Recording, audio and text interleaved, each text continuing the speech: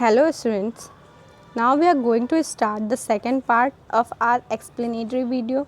In the previous part, we have already known what had happened with the tree and what did the Dr. Yamano said about the tree. बच्चों, अब हम अपने explanatory video का second part देखेंगे. First part में हमने देखा था कि कैसे पेड़ के साथ क्या हुआ था और डॉक्टर यामानो जो उस पेड़ को चेक करने आए थे उन्होंने क्या कहा था. उन्होंने ये कहा था कि ये जो पेड़ है अभी भी ज़िंदा है, वो अभी भी वापस से ज़िंदा हो सकता है, जी सकता है. Now we are going to start. They followed his directions very carefully until finally a single bud appeared on the broken trunk of the tree. This was the 828th tree that Dr. Yamano had saved. उन्होंने इनकी direction, doctor यामानो की directions जो थी वो पूरी तरह से follow की जब तक कि एक फाइनली अंत में एक छोटी सी कलम, छोटी सी टहनी उस पेड़ के तने से ना निकल आई.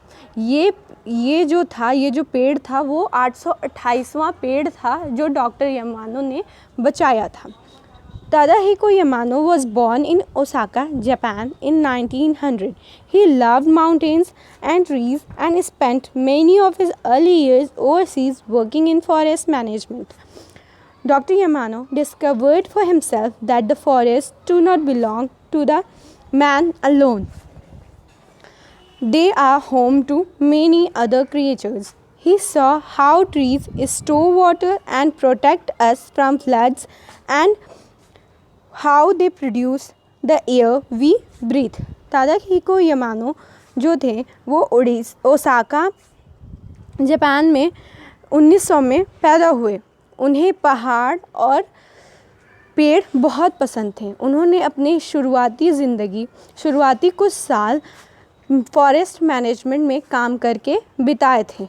डॉक्टर यामानो ने खुद ये बात समझी थी कि जो जंगल है वो सिर्फ मैन का नहीं है, मैन से बिलोंग नहीं करता है. मैन से सेंस क्या है कि इंसानों से सिर्फ बिलोंग नहीं करता.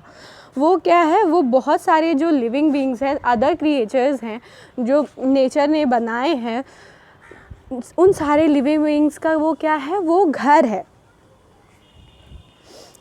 उन्होंने खुद ये देखा था कि ट्री कैसे पानी को रोके रखती हैं और बाढ़ आने पे हमें बचाती हैं, बाढ़ से हमें बचाती हैं, और वो कैसे वो एयर प्रोड्यूस करती हैं, वो हवा देती हैं जिसमें हम सांस ले सकें.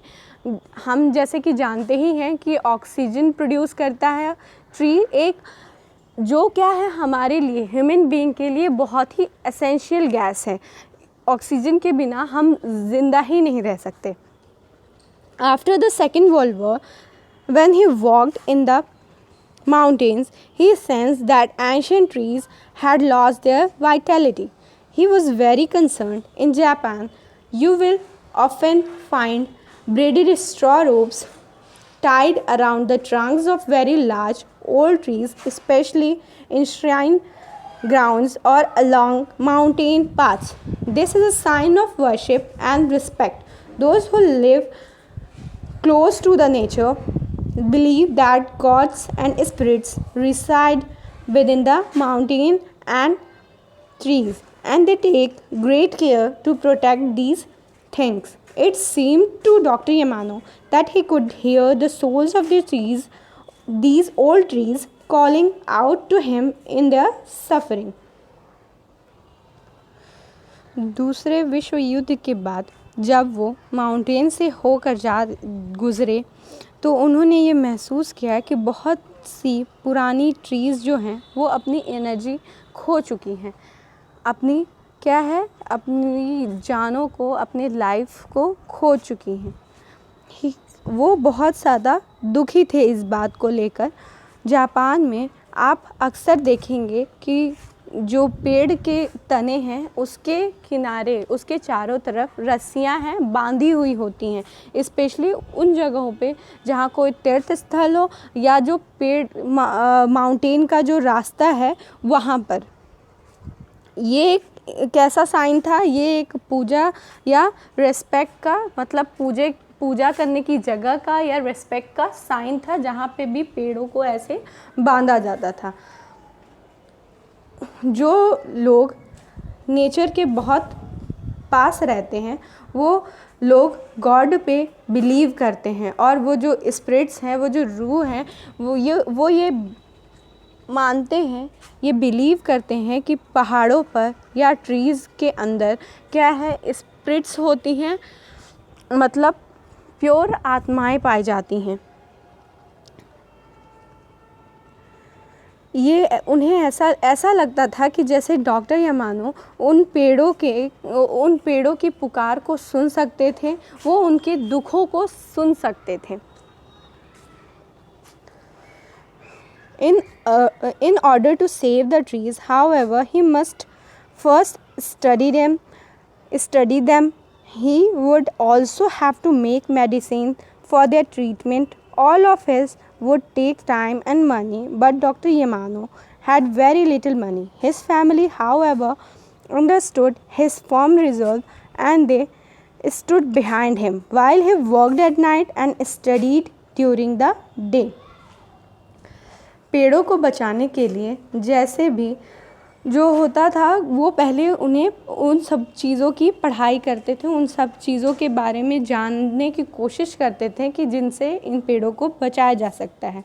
वो उनकी ट्रीटमेंट के लिए दवाएं भी बनाया करते थे, लेकिन इन सारी चीज़ों के लिए पैसा और टाइम दोनों चाहिए था। लेकिन डॉक्टर यामानो के पास बहुत कम पैसे थे, लेकिन उनकी फैमिली जो थी वो समझती थी इनके दृढ़ निश्चय को, दृढ़ विश्वास को समझती थी और उनके साथ खड़ी थी।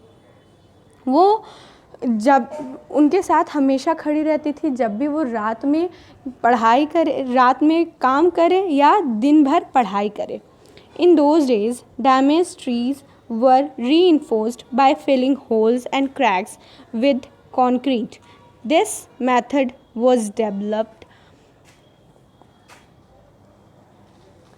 in Europe well over a century ago. उन दिनों जो डैमेज्ड पेड़ थे, जो पेड़ों में थोड़ी सी क्या डैमेज हुआ है या थोड़े से ख़राब होते थे, जिनके ट्रंक क्या होते थे, तने जो होते थे थोड़े थोड़े फट जाते थे, उनको वापस से ज़िंदा करने के लिए जो उनके फटे हुए हिस्से थे उसमें कंक्रीट सीमेंट डाल के उन होल्स को फिल किया जाता था। ये मेथड क्या है, बहुत सेंचुरी पहले, क्या है, एक सेंचुरी पहले ही, एक शताब्दी पहले ही यूरोप में इस्टेब्लिश हो गई थी, आ गई थी, सब लोग इस बारे में जानते थे।